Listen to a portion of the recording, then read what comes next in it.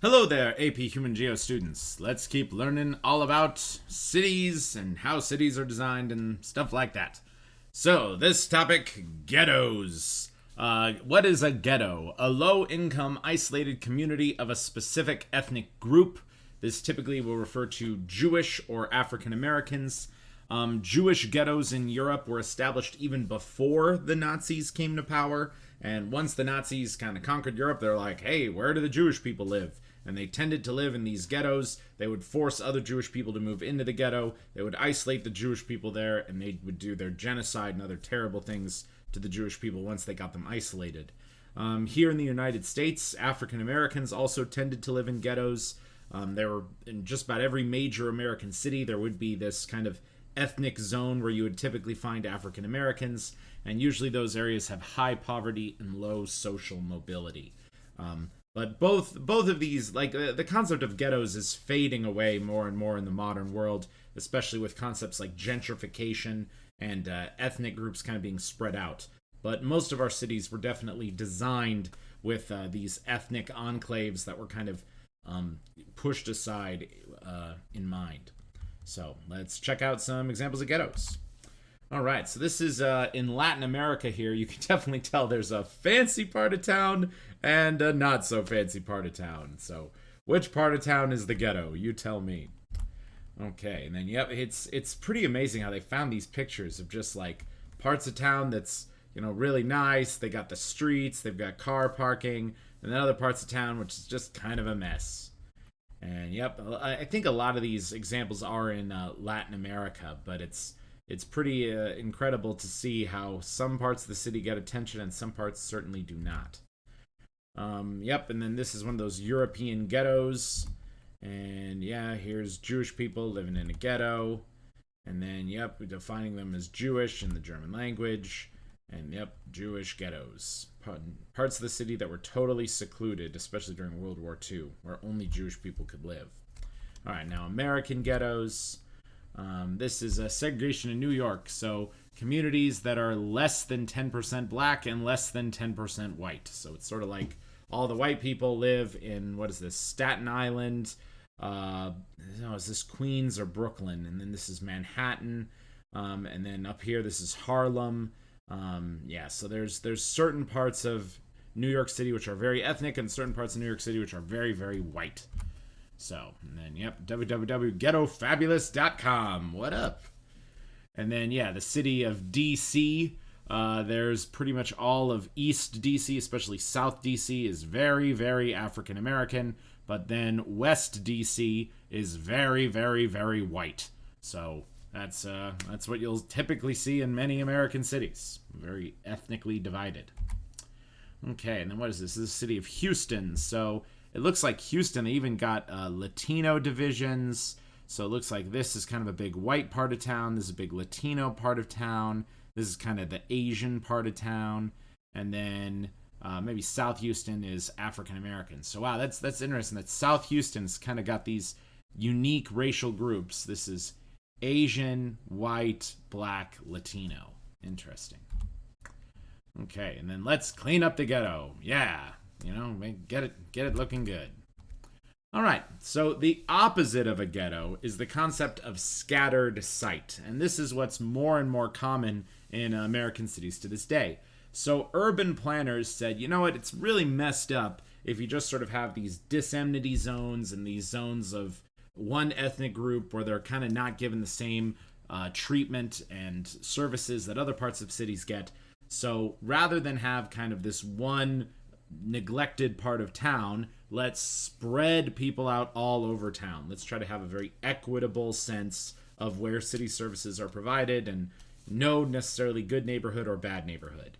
And so what you do is you would start finding parts, you know, in the good parts of town, and you would say, okay, we're going to have special housing here that is for low income people, which tends to be called Section 8 housing.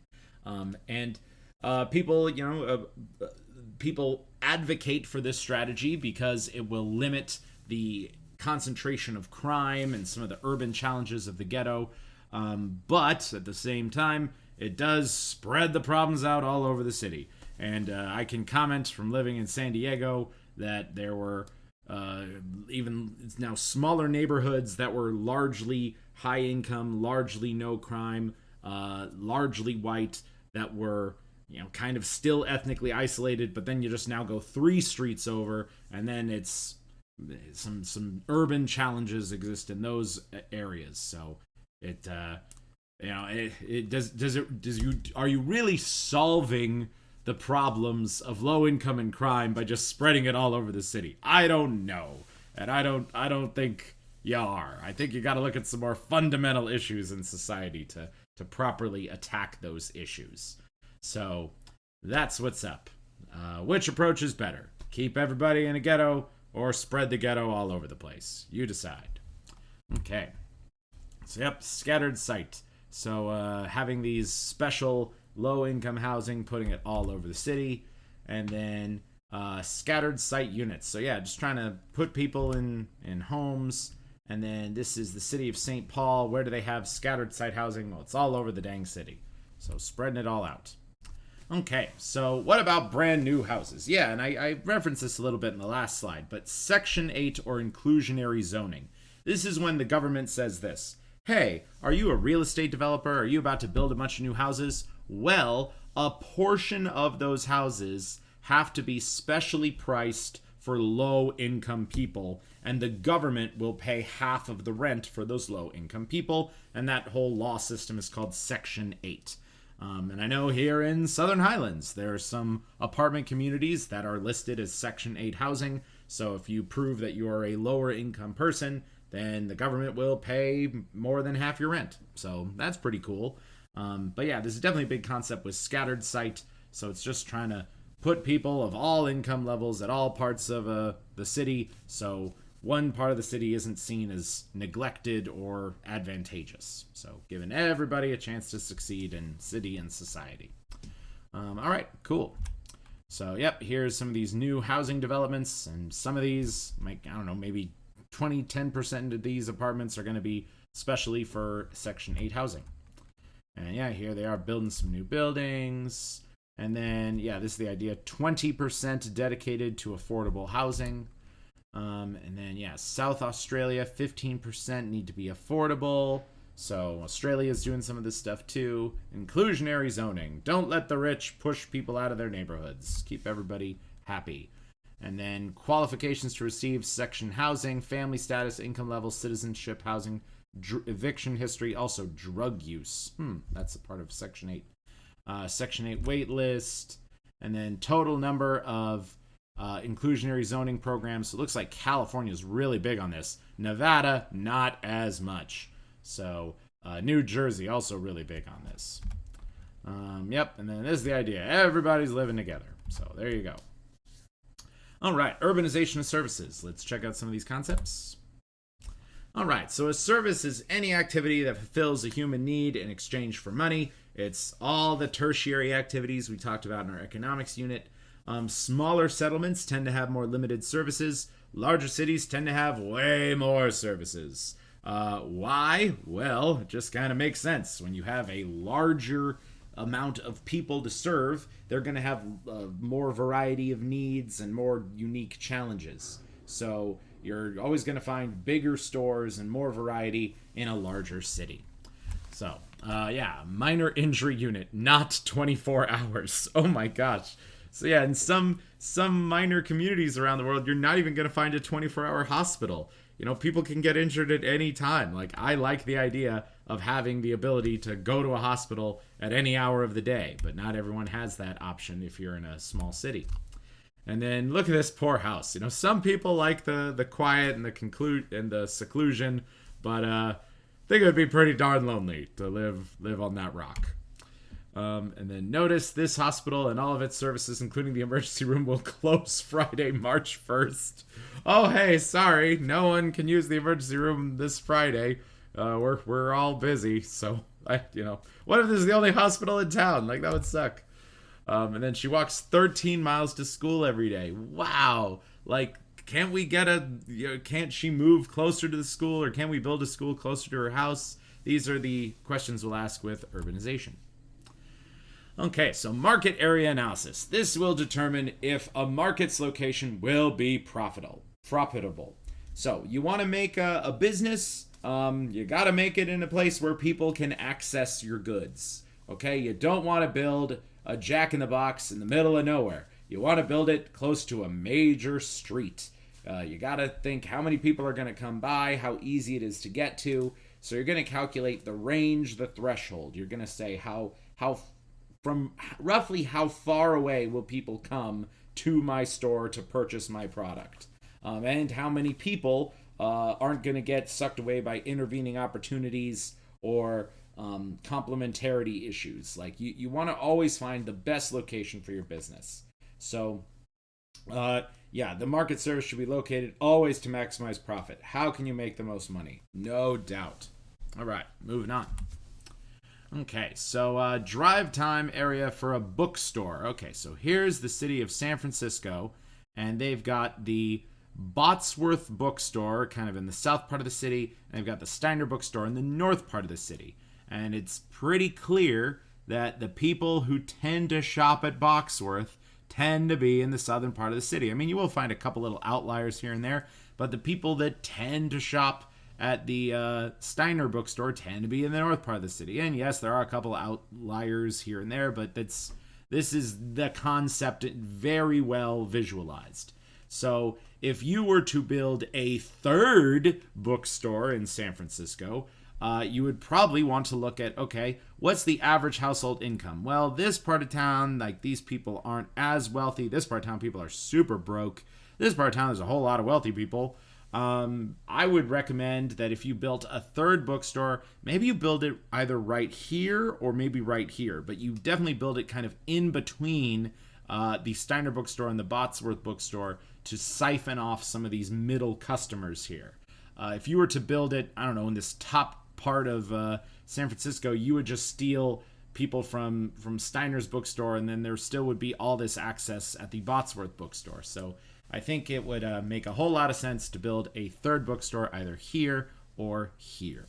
And that just shows you mapping out where people buy books and also the income. So getting all that in your map. And actually, I think this would be the best spot to build it, because then you could range up this whole zone right here. Get a whole lot of book shoppers. All right, what do we got here? Primary market area of a YMCA. Okay. So the YMCA North, 80% of its members are in that red zone, and those are where all of its members are. So it looks like this YMCA is in a pretty good spot, but what if you were to build a second YMCA? Well, it would make so much sense to build the second YMCA in the south part of town, because that would have much easier access to all these purple dots down here of all these people going there. You definitely want to build it close to the freeway, the highway, secondary roads. So maybe right here at this 1974 spot right here, boom, build yourself a second YMCA. And you'll probably be able to get a lot more new members from the south part of town as well. All right, and then geography of talent. So where are the most talented cities in the United States? It looks like San Francisco's pretty talented. Austin's pretty talented. Austin's a fun city. I highly recommend it. Washington, D.C. is pretty talented. And wow, those are the three most talented cities in our country? That's surprising to me. New York, not a lot of talent. L.A., not a lot of talent either. Huh. The more you know. Okay, so based on those three cities, those would be where you would probably want to start a brand new company. And I know a lot of companies are moving to Austin more and more in the modern day. So it makes a lot of sense. Look at maps. All right. And now central place theory. Oh, what an excellent concept. I've got this additional presentation that has no notes on it, but I'm going to go through that with you kids one-on-one. So let's just learn more about central place theory. Let's check it out. All right, so central place theory. It's a whole bunch of these, what are these called? Hexagons with dots in the middle of them, and showing you how, if cities are on this kind of perfect grid, how they all sort of relate to each other. All right, so each of these dots you imagine is a city, and the dot in the middle is a high order super city. Okay, it's one of these major big cities, And outlying that city should be maybe some kind of medium-sized cities, and each one of those medium-sized cities has smaller cities that kind of encircle them. So it's this visualized kind of galactic map where there's the sun central city that kind of attracts everyone else, and then there are these little planet cities, and then there's kind of moon cities or villages. Okay, yeah, they're even called villages on this map. So it's just sort of saying that this is how cities tend to be spread out in a country. There tends to not be two major cities too close to each other, because one major city would just kind of have all the services that would replace what that second city could potentially have. All right, so central place theory is based off this German guy named Walter Chrysler, Chrysler's central place theory. And he observed this by really looking at the country of Germany. And this theory absolutely applies to Germany. All of Germany's major cities are pretty spread out around the country, and each of those major cities has kind of minor cities close by it, and then a whole bunch of villages separating those from there. And yeah, he says people gather in cities to share goods and ideas. That's absolutely true. He also said cities exist for purely economic reasons. Why do people go to cities? To make money. That's what it's all about. All right, so these are his assumptions. People will always purchase goods from the closest place that offers the good. And for the most part, this is true. You will find exceptions. Whenever a demand for a good is high, it will be offered in close proximity to the population. So if there's a whole bunch of people that, for example, are moving into the Southern Highlands or Mountain's Edge, we're eventually going to start building more stores to service those people. And I mean, I was driving around Mountain's Edge today and I saw like, hey, they're building some new kind of shop buildings here on the corner of Rainbow and Cactus. So yeah, they're going to build services that will be closer to people to ideally get their business. Yeah, his theory also assumes an isometric plane where there's just everything's equally flat. There's no mountains, no rivers, but if those things exist, which they always do in real life, then you've got to kind of mess with the proper spacing. He also assumes evenly distributed resources and population. We know that's never true in real life. So yeah, this is kind of a concept, but the concept can be applied to many places around the world. Okay, so important principles. Okay, so he talks about threshold and range. And threshold, the minimum number of people required to justify a good or service. Okay, you're not going to build a large sports stadium in Pahrump, Nevada. We're probably not going to build a, what's another good example? We're probably not going to build a resort theme park in Primm, Nevada. There's just not enough people that would potentially go to it, potentially utilize it. But range, the maximum distance a customer will travel for the good or service. So the range of a place like Disneyland is very large, and people, will come from a far away to go to Disneyland. But the range of a Jack in the Box, honestly, isn't that large, because Jack in the Boxes are friggin' everywhere. You're not going to drive 50 miles to go to a specialty Jack in the Box super duper far away. Okay, so central place theory. Yeah, I've already got all this. Yeah, I don't think you have to write any of this down, but this is just another way of kind of explaining it, and it is all have to do with this hexagonal pattern that you see up there.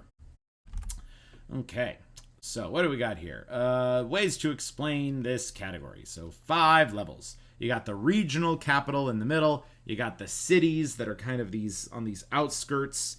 You've got towns, villages, and hamlets. So yeah, this even breaks it down even further. But it's saying that the big cities are always going to be more spaced out from each other, and there's always going to be way more villages and hamlets than major cities and towns. Okay, so principle number 1. The lower order of the city, the more of them there are. The bigger the city, the bigger the market area. Yeah, I don't think you have to write all this down, but I'm summarizing it right here, saying that there's only going to be few big cities. There will be maybe double or triple that amount of towns, and then double or triple the amount of towns as villages. So it's how cities are spaced around a country. Yeah, and I don't think you need to copy all this down too, but it's also saying there's no overlapping of market influence, that people tend to always go to the closest city or village nearby them. The transportation principle. Ooh, Yeah, the arrangement of cities connects as many places as straightly and cheaply as possible. And I mean, this is something very true if you look at railroad networks in just about every country I can think of. If there's, like, let's say this city is San Diego and this city is Los Angeles, and then this city is Santa Barbara, you will never find a train track that goes from San Diego to Santa Barbara and skips LA. You're always going to go to the main city that's as close to your kind of, town or village that you can. And then from there, the roads and the network is going to spread out to go to other cities. So it's sort of like the big cities are always going to be the center of your transportation network. The administrative principle, we can skip this, but it's all sort of saying that these big cities command what happens at the smaller cities, which also is true. And then, why is this theory interesting? Well, it helps us just understand how human interactions take place around the world. Cities are where it happens, and the big cities are where the big decisions get made. And low-order goods, they can be purchased anywhere. You will find groceries at every single city, village, and town in the United States. But high-order goods, you're maybe only going to find those at big cities. For example, a Tesla dealership probably isn't going to go to Primm or Pahrump, Nevada anytime soon. But we do have at least one, maybe even two, Tesla dealerships here in the Las Vegas Valley. And it just makes sense because we're a significantly bigger city. We have a significantly bigger threshold and range for customers for the Tesla dealership. So, yep, that's what's up. All right, and then let's look at the country of Spain. So Spain does apply to this theory because let's look at the big cities in Spain. Madrid, Barcelona, and then the side cities Valencia, Seville, Stander, Valladolid, La Coruna. So anyway, the big cities, Madrid and Barcelona, are pretty far spread out from each other. And then Barcelona has these kind of smaller cities that are connected to their transport network. And then the middle-sized cities, they're all pretty equally spaced out around the country, but they have transport networks leading to them. But it still looks like all roads lead to Madrid. And then to a degree, Barcelona. But so it's saying that the bigger cities are all spread out from each other, and they all kind of have these greater influences over the networks of the smaller cities close by. Cool. All right, so let's talk about central place theory with some more of these maps. Okay, almost every country in Latin America has, well, I guess with the exception of Nicaragua, but look at almost all these other countries. The capital city is in the middle of the country. That makes a lot of sense. And it's because if you're in the middle of the country, then all the transportation networks can kind of easily flow towards your city. Let's look at Tokyo. Tokyo is in the more or less middle of the islands of Japan, so it makes sense that everybody's flowing there. And then look at all the major cities. Are they all well, I guess they are kind of close here, but they're all reasonably spread out from each other. I mean, there's not a lot going on here, and there's not a lot going on in Hokkaido, but if you know Japan's history, this northern part of Japan is like really, really cold and not very applicable for human living. And this was the traditional capital for a really long time, and these tend to have the best weather, so it makes sense there's a lot more people and a lot bigger cities down here. Also, it's not fully an isometric plane. Japan has, islands, and there's these big mountains all over the place. But Japan, I think I could definitely argue, follows the central place theory to a pretty good degree. All right, and then Thailand, another great example of central place theory. Bangkok, is it in roughly the center of the country? Yes. And then are the cities spread out in a kind of equitable way? I'll say yes, but once again, it's not perfect. And the thing maybe that Bangkok doesn't apply to this theory is Bangkok is their one super duper duper city. They don't really have these kind of secondary cities. I would hope there'd be a secondary city around here and a secondary city around here, but Thailand's just one big city.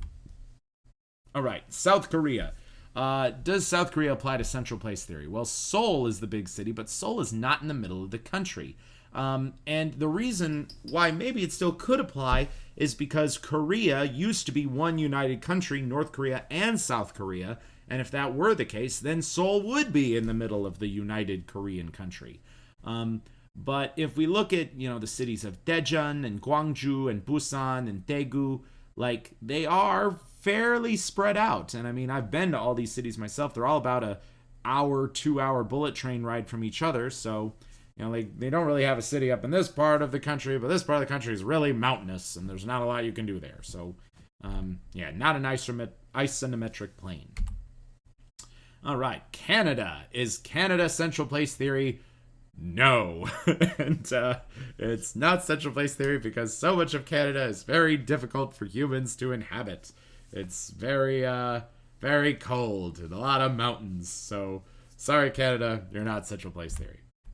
All right, is the United States central place theory? I mean, our capital city is here in D.C., so, but is D.C. our biggest city? I mean, New York is our biggest city.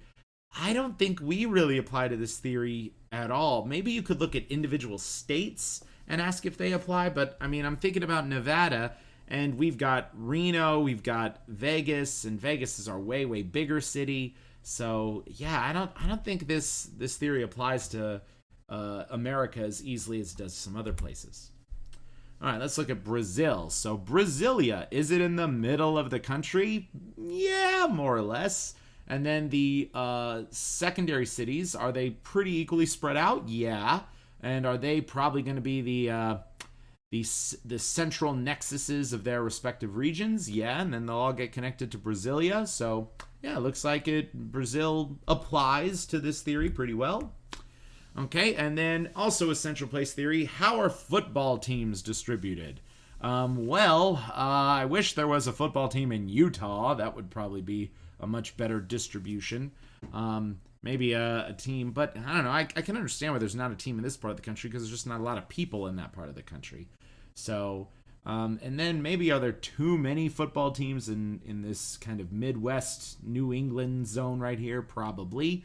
But it looks like, the Raiders moved to Vegas, and I think that makes a lot of sense for them to move there because it'll just spread them out and be more of a central vibe with threshold and range. All right. I'll save this for the next video. Peace out.